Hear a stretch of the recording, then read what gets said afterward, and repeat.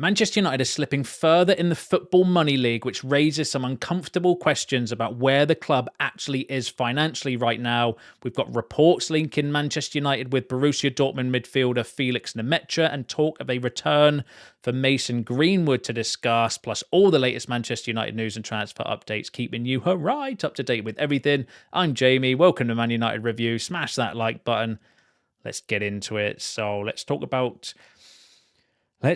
our wonderful, fantastic owners at the club who have always been perceived to be really good businessmen. I disagree with that narrative, but I think they're absolutely terrible businessmen. All they did is one good business deal, and it wasn't even these Glazers that did that. Malcolm Glazer, their dad, was the one that brokered the purchase of Manchester United with a leveraged buyout, i.e. getting us into debt to buy the club. And the Glazers, the owners that we've got now, just inherited the club from daddy.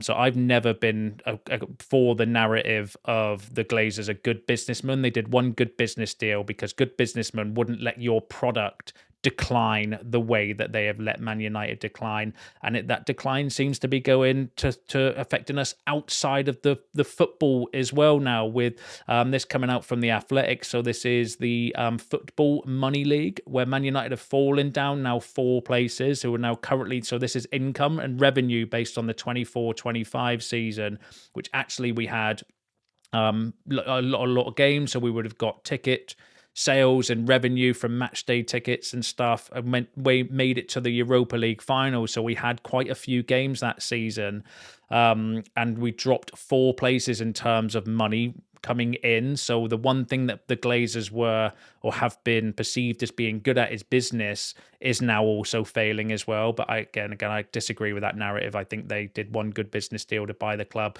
with their dad, and then they inherited United from daddy and have done nothing ever since, apart from leech money out of the club and just let everything rot.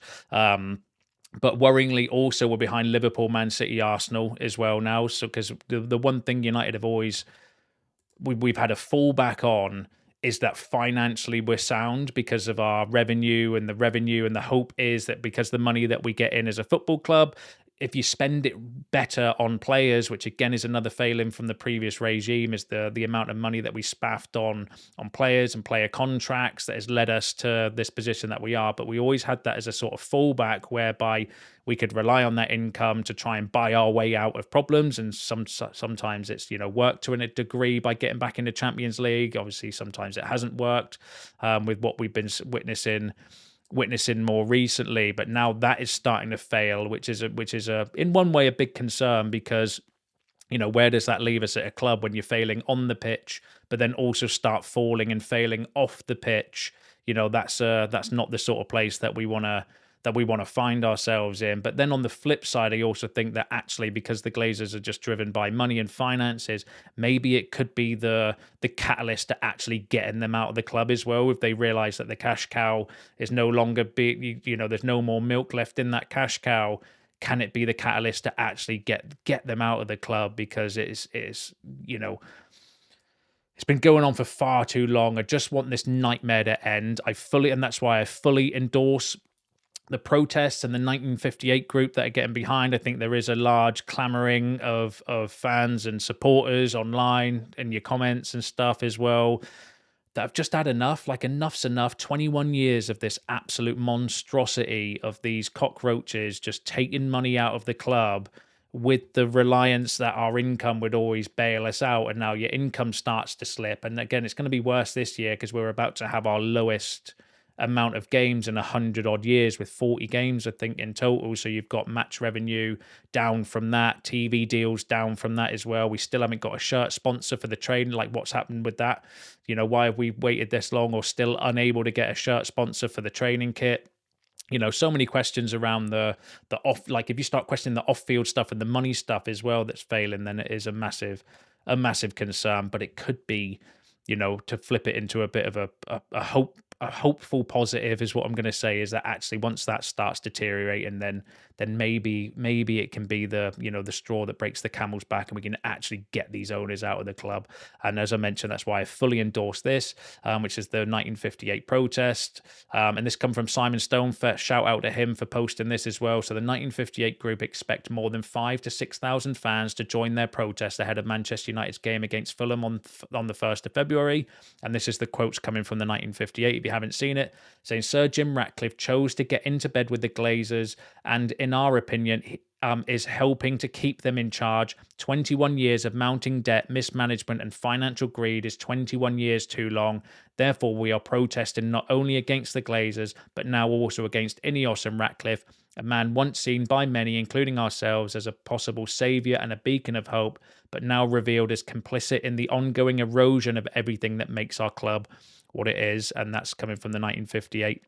And it's hard to disagree with what they're standing for, and definitely for the protests as well. So I fully endorse it. Let me know in the comments if you're going, because some of you I know go to the games and stuff as well. Let me know if you're going to be attending the protests as well. And it's got to be the start of something, though. This needs to be momentum, hopefully, that we can build on, and finally, like, do something to at least try and affect change at the club. That's all we can do. But because ultimately our hands are tied, to the cockroaches that own the club and the leeches that are only here for financial gain. But once the finances start getting affected, then what is even the point in that?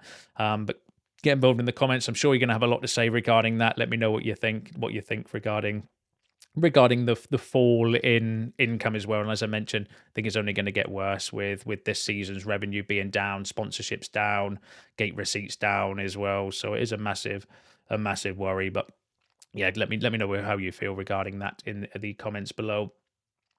Right, and let's go through the transfer news. So this came out from, I read it in ESPN, but it's coming from Sky Sports Germany, saying that Manchester United and Chelsea are interested in Borussia Dortmund midfielder Felix Nmecha, according to Sky Germany. The 25-year-old is impressed with a regular slot in Dortmund's midfield this season, and the club are hoping to renegotiate his contract, which runs out in 2028.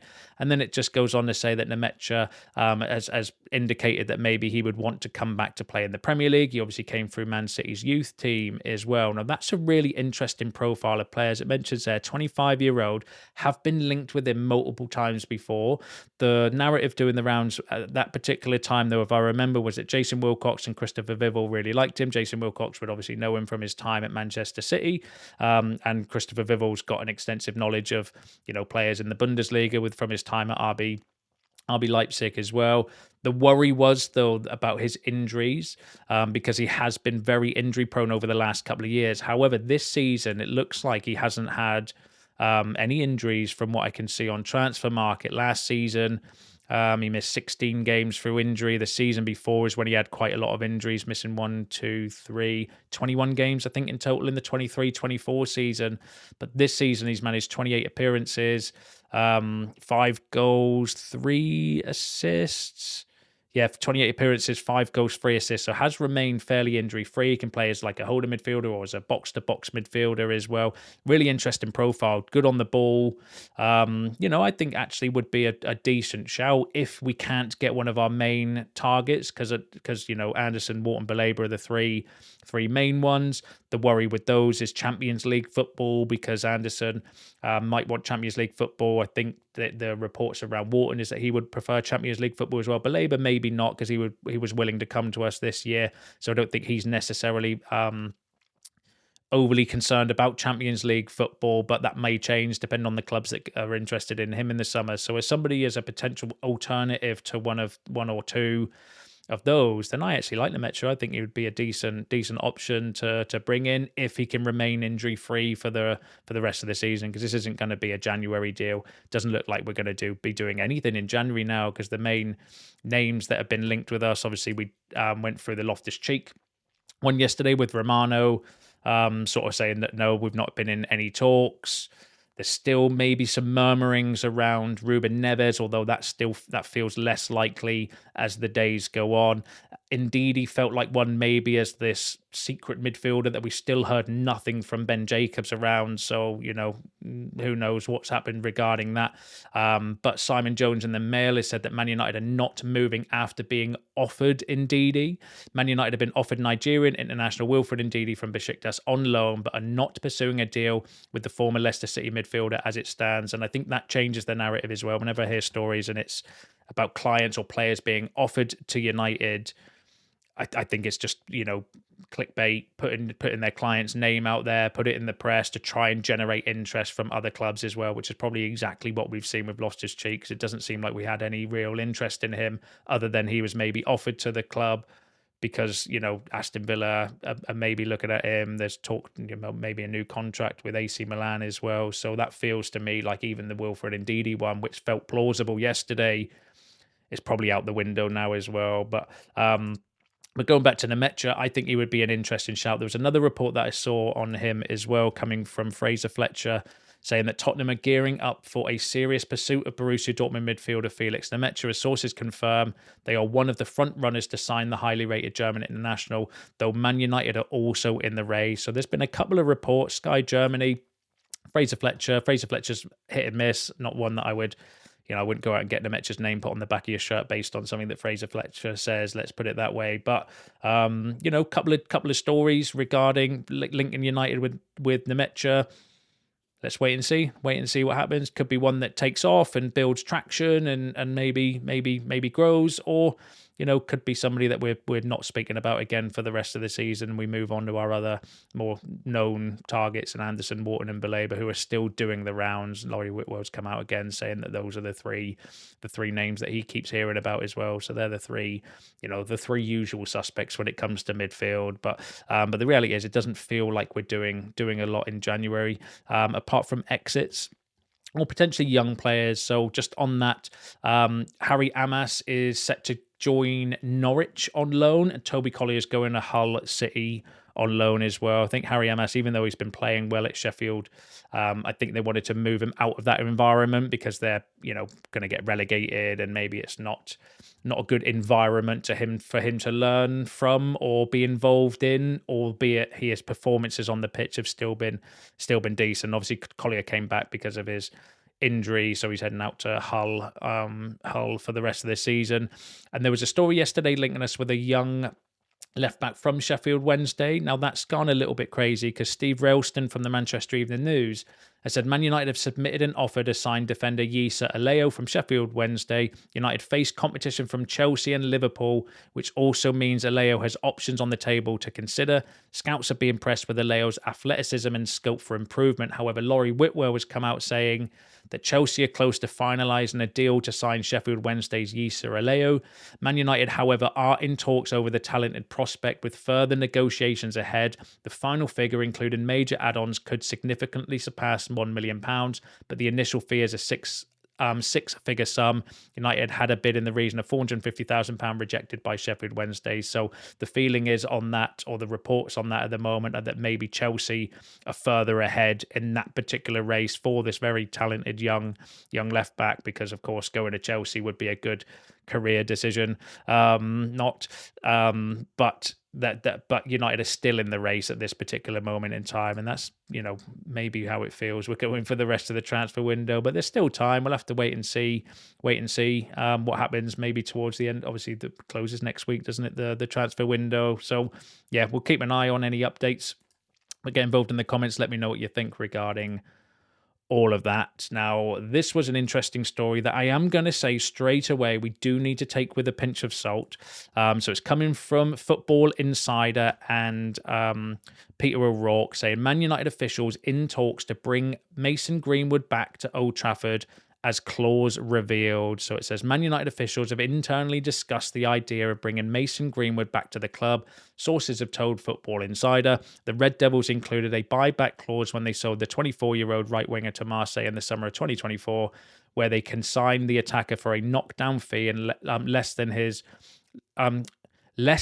worth in the current market. Now, again, not the most credible source of information. I'd want way more credibility before pass an opinion on Mason Greenwood and his potential return. Secondly, as well, though, There's very little substance in the rest of the report. So when I see a story that's from a source that's not necessarily the most credible, and then also it lacks any further substance, like literally, I like to highlight and show you the actual reports. That's the only thing in there that actually has any sort of substance and information, which again leads me to believe that that's a little bit of clickbait nonsense. But it does, create a debate. I'm sure you're going to get involved in the comments because, I know from friends and family and stuff like that as well that some people are like, would you take Greenwood back? And, that there is a conversation to be had there. But like for me, no, based on football ability, 100%, I would take Mason Greenwood back. I think he's an absolutely fantastic player.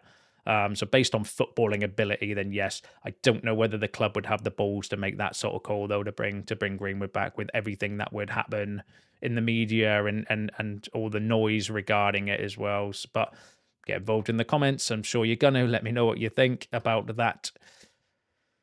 Right, let's go for the next update for you, which is regarding a centre-back. So this is coming from Graham Bailey, who's been actually fairly decent recently. Linking us, so saying that Tottenham sting Liverpool and Man United with a jaw-dropping price tag as critical contract talks stall. So this is regarding Mickey van der Ven from Tottenham, saying that Tottenham Hotspurs are acutely aware of interest from Liverpool and Manchester United in centre-back Mickey van der Ven, and they have responded by slapping a huge price tag on his head. We have previously revealed that Spurs' ambition is to tie Van der Ven down to a new long-term deal, which would see his salary doubled, so he would earn similar terms to the club's highest earner, Conor Gallagher and Christian Romero. And it goes on just to say in the report, £100 million is what Tottenham would ask for if teams come in for Mickey van der Ven. Goes on to say that Man United, meanwhile, are keeping pace, having tracked the centre-back since his Wolfsburg days and viewing him as an ideal profile for their rebuild. Let me put my teeth in.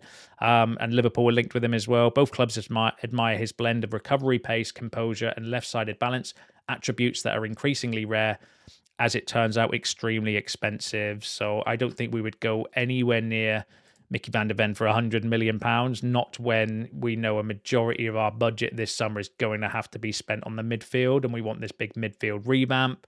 But I do think we need a centre half. Mickey van der Ven actually, I think, would be a decent shout as well purely because of his pace and his recovery speed. Because that would allow us to maybe play a little bit higher up the pitch as well, which is something we'll struggle with when we've got Maguire, and even Delitte's not necessarily the quickest, although he's not the slowest.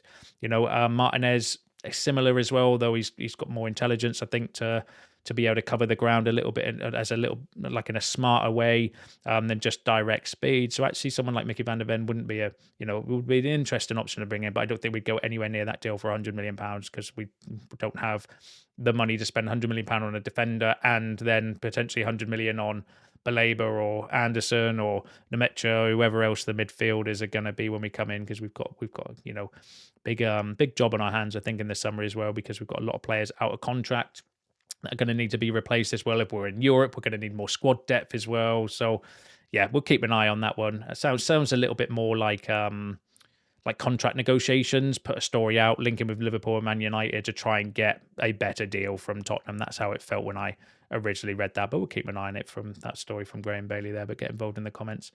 Let me know what you think regarding that. Now, we mentioned there about player contracts. ESPN have come out regarding Bruno Fernandes and his situation, which I want to bring to you next. Let me just resize that for you.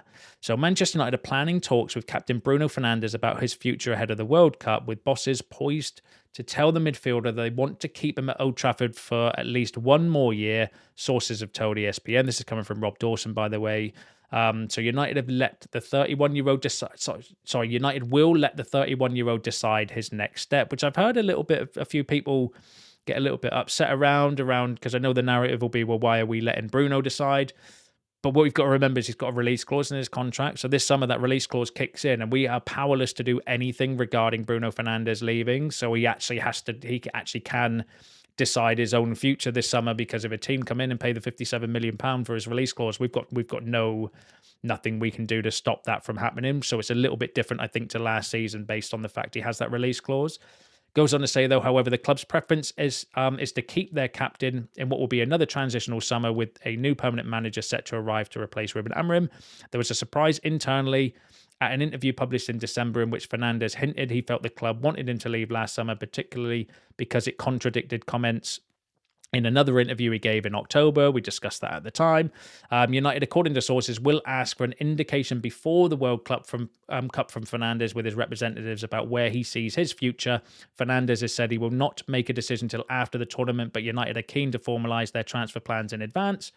The bulk of the summer budget has already been earmarked to strengthen the midfield. So I think it's a bit of a non-story that where basically the club are going to speak to the club, the club are going to speak to Bruno, find out what his plans are before the World Cup. Because he has that release clause, we are powerless to stop him. We don't want to get caught in a position whereby we're caught with our pants down after the World Cup, scrambling around trying to get a replacement for Bruno Fernandes. Not that I think there is a replacement for Bruno Fernandes out there, but we might need to get another forward or another attacker or another winger to push Cunha inside or mount, plays there or whatever. It does jiggle our transfer strategy around a little bit if Bruno does go in the summer. Club is saying that they want to keep him for another year, but again, it is down to Bruno what he wants to do this year because of that release clause. So I think it's sensible of the club to try and find out as early as they can what his intentions are, because that will change the narrative, I think, in the summer if we are looking for a potential Bruno replacement. Just on that, one of the players that's been doing the rounds, linked, no, I don't want to say linked with Man United. There's been a few stories anyway, or murmurings, is regarding Cole Palmer, suggesting that he potentially wants to move back to Manchester, and he is a Manchester United fan. There was a story the other day, I think it was last week at some point in time. I've slept a lot since then, and my memory's absolutely terrible. But there was a story potentially linking Cole Palmer with United or with interest in him. That could be one to maybe, like, if Bruno does go, I wouldn't be necessarily against us going for Cole Palmer as a possible replacement. But the worries with Cole Palmer's injury record recently hasn't been the best. But there are some stories during the rounds that he is not happy in London, not happy at Chelsea, potentially wanting to move back to Manchester. And that with him being a United fan, is there an opportunity potentially there for us to move for Cole Palmer? I don't know. I'll wait to see how that sort of story develops and see where that sort of leads. But that would be, if we are going to need to replace Bruno Fernandes, then that would potentially be one of the names I would look at. Or I would go for someone like Keenan Yildiz to play on the wing and push Cunha into the number 10, because I think he could do a job as a number 10. He works hard. He's creative, good on the ball, can dribble. I wouldn't be against doing something like that as well. But give us your thoughts and your shouts on that in the comments below, as I'm sure you're going to. And there's been another story as well going out regarding Harry Maguire and his potential contract, suggesting that he's in limbo. So at the moment, there's still no confirmation whether we're going to look to give Maguire a new contract on a reduced wage, or whether we're going to let him go for a free. The same for Casemiro as well. And give us your shouts on those in the comments, because they're going to be the two of the players that at this moment in time looks like are going to be leaving the club for free in the summer. I think, as good as Maguire is when he plays, I've got worries about his injury record. And I do think that at some point in time, we've got to move on from the past. And some of the players that are here now have been part of the club's failure on the pitch for the last few years as well. And I do think that we need to cut ties and cut our losses and move away from it and move on and find adequate replacements that can play the style of football that we want going forward. That's how I'm feeling at the moment. But that might change when when we have hopefully some more good performances and some more good results, because I'm fickle like that as a fan. Just coming out at the time recording this video as well from Fabrizio Romano. Wilfred Ndidi has been offered to Man United as an opportunity for the January transfer window, but United have not made any bid or proposal for the player. So Fabrizio Romano confirming what I said earlier, effectively, is that